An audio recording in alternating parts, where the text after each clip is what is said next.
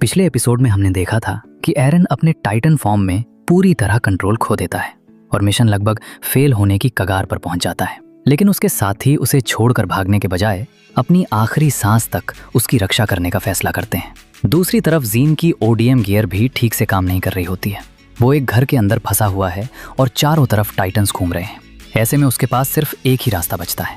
वो एक मरे हुए सैनिक के पास पहुंचता है ताकि उसका गैस सिलेंडर निकालकर अपनी गियर दोबारा चला सके। लेकिन सिलेंडर इतनी बुरी तरह फंसा होता है कि लाख कोशिशों के बाद भी बाहर नहीं निकलता। तभी कोनी वहां पहुंचकर बिना अपनी जान की परवाह किए एक टाइटन का ध्यान अपनी तरफ खींच लेता है। जीन बार बार उसे रोकने की कोशिश करता है, लेकिन कोनी सिर्फ इतना कहता है, जल्दी करो, यहाँ रुकने का मतलब सिर्फ मौत है। इसी मौके का फायदा उठाकर जीन आखिरकार गैस सिलेंडर निकाल लेता है। लेकिन मुश्किल अभी खत्म नहीं हुई थी। जैसे ही वो उड़ने की कोशिश करता है, उसकी गियर फिर से जवाब दे देती है और वो सीधा नीचे गिर पड़ता है। अब एक टाइटन सीधे उसकी तरफ बढ़ रहा होता है। तभी मार्को अपनी जान जोखिम में डालकर टाइटन का ध्यान भटका देता है। जीन किसी तरह दोबारा खड़ा होता है, लेकिन तभी उसे एहसास होता है कि वो सीधे एक दूसरे टाइटन के खुले हुए मुंह की तरफ जा रहा है। ऐसा लगता है कि इस बार उसका बचना नामुमकिन है। लेकिन तभी एनी बिजली जैसी रफ्तार से आती है और अपने ब्लेड की मदद से उस टाइटन का सिर नीचे की ओर धकेल देती है। जीन बाल बाल बच जाता है और किसी तरह दीवार के ऊपर पहुंच जाता है। वो गुस्से में अपने साथियों से कहता है, तुम लोग पागल हो क्या? अपनी जान क्यों दांव पर लगा रहे थे? इस पर कोनी मुस्कुराते हुए जवाब देता है, जब मेरी जान खतरे में थी तब तुमने भी तो मेरी मदद की थी। अब हिसाब बराबर हो गया। इसी दौरान अचानक पूरे इलाके में भारी कदमों की आवाज गूंजने लगती है। सभी सैनिक डरते हुए उसी दिशा में देखने लगते हैं और फिर जो नज़ारा उनके सामने आता है उसे देखकर हर कोई हैरान रह जाता है। एरन अपने टाइटन फॉर्म में उस विशाल चट्टान को कंधों पर उठाए धीरे धीरे गेट की तरफ बढ़ रहा होता है। कुछ देर पहले जो एरन पूरी तरह अपना होश खो चुका था, अब वही पूरी ताकत के साथ मिशन पूरा करने के लिए आगे बढ़ रहा था। उसे देखकर मिकासा की आंखों में उम्मीद लौट आती है। वहीं कमांडर जोर से चिल्लाते हैं, एरन अब वापस आ चुका है, किसी भी कीमत पर इसे गेट तक पहुंचाना होगा। अगर जरूरत पड़े तो अपनी जान दे देना, लेकिन कोई भी टाइटन इसके पास नहीं पहुंचना चाहिए। सभी सैनिक एक साथ अपने ब्लेड निकालते हैं और एरन की सुरक्षा के लिए आगे बढ़ जाते हैं। उधर मेटाबी की टीम एक ऐसा फैसला लेती है जिसे सुनकर बाकी सैनिक भी सन्न रह जाते हैं। वे कहते हैं, अगर टाइटन्स का ध्यान एरन से हटाना है तो हमें उनके बिल्कुल सामने जाना होगा। बाकी सैनिक उन्हें पागल कहते हैं, क्योंकि जमीन पर उतरना मतलब अपनी मौत को खुद बुलाना था। लेकिन अब किसी के पास दूसरा रास्ता भी नहीं था। अब सभी सैनिक अपनी जान की परवाह किए बिना टाइटन्स को एरन से दूर ले जाने के लिए सीधे जमीन पर उतर जाते हैं। वे जोर जोर से चिल्लाकर उनका ध्यान अपनी तरफ खींचने लगते हैं। अरे बदसूरत दानवों, इधर देखो, अगर हिम्मत है तो हमें पकड़ कर दिखाओ। इतना सुनते ही कई टाइटन्स एरन को छोड़कर सैनिकों के पीछे दौड़ पड़ते हैं। लेकिन हर कोई जानता था कि ये कोई बहादुरी नहीं, बल्कि मौत को खुद गले लगाने जैसा फैसला था। दूसरी तरफ एरन धीरे धीरे उस विशाल चट्टान को अपनी पीठ पर उठाए गेट की तरफ बढ़ रहा होता है। हर कदम के साथ उसका शरीर कांप रहा था। ऐसा लग रहा था जैसे उस चट्टान का वजन उसे किसी भी पल घुटनों पर ला देगा। अपने मन में एरन सोचता है, ऐसा लग रहा है जैसे पूरा पहाड़ मेरी पीठ पर रख दिया गया हो, लेकिन मैं रुक नहीं सकता।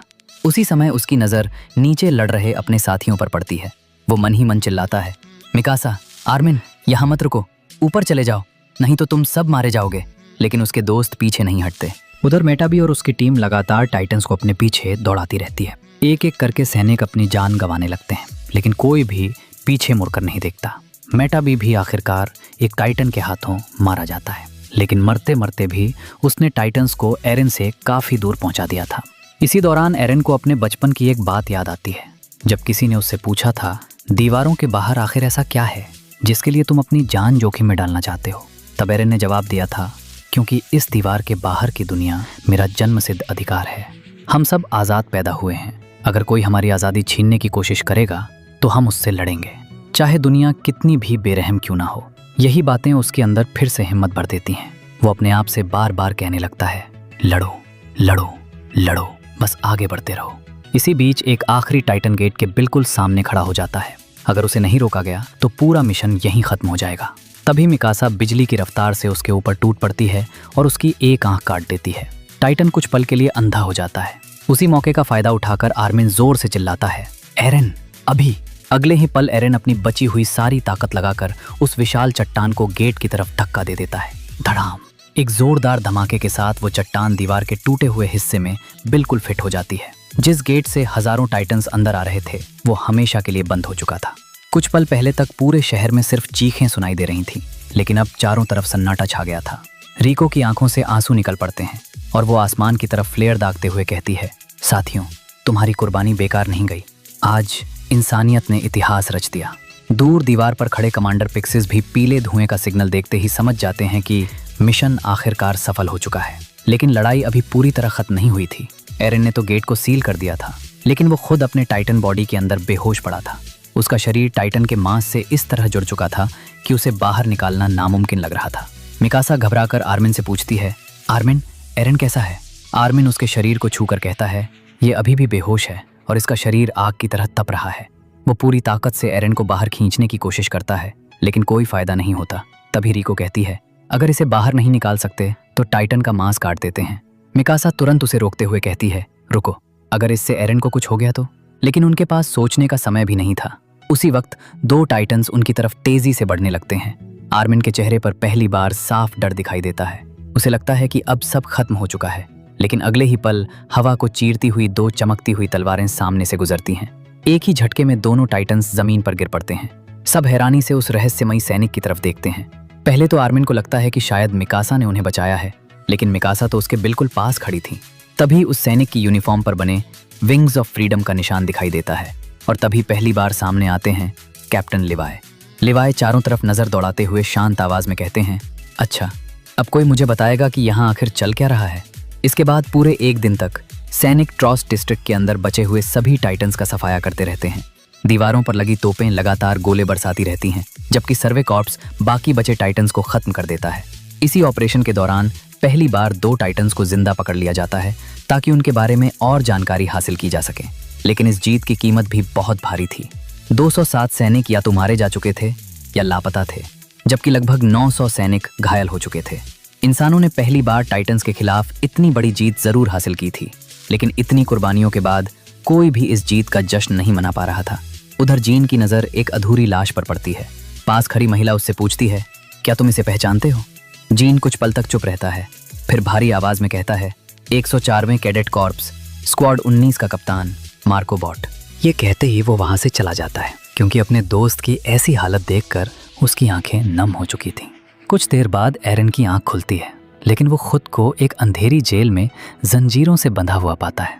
उसके सामने दो लोग खड़े होते हैं, कमांडर एरविन स्मिथ और कैप्टन लिवाय। एरविन एरन की बेसमेंट वाली चाबी दिखाते हुए कहते हैं, तो तुम्हारा कहना है कि तुम्हारे पिता के बेसमेंट में टाइटन्स के सारे राज छिपे हैं?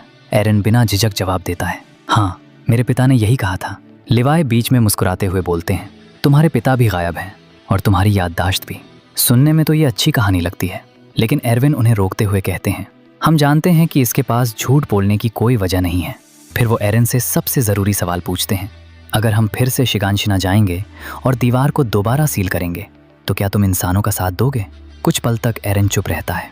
उसे अपनी माँ की मौत, अपने पिता और टाइटन्स के खिलाफ ली हुई कसम याद आती है। फिर वो पूरी दृढ़ता से कहता है, मैं सर्वे कॉर्प्स ज्वाइन करना चाहता हूँ और इस दुनिया के हर एक टाइटन का खात्मा करना चाहता हूँ।